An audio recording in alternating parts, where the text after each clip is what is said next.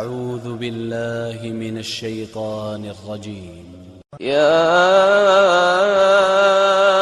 أيها الذين آمنوا كتب عليكم الصيام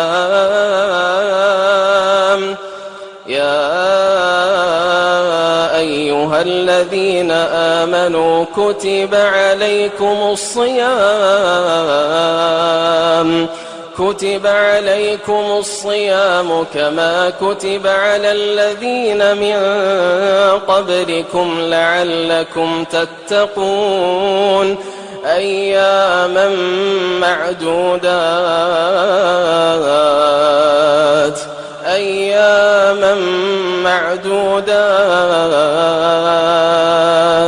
فمن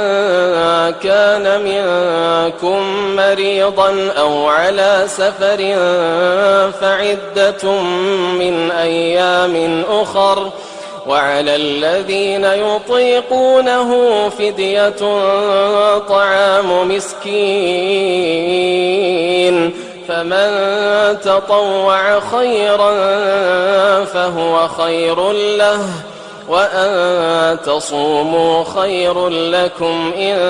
كنتم تعلمون. شهر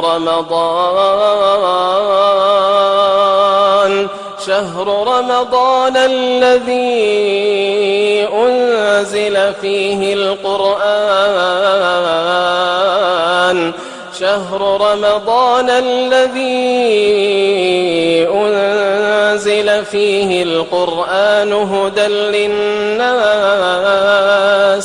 هدى للناس وبينات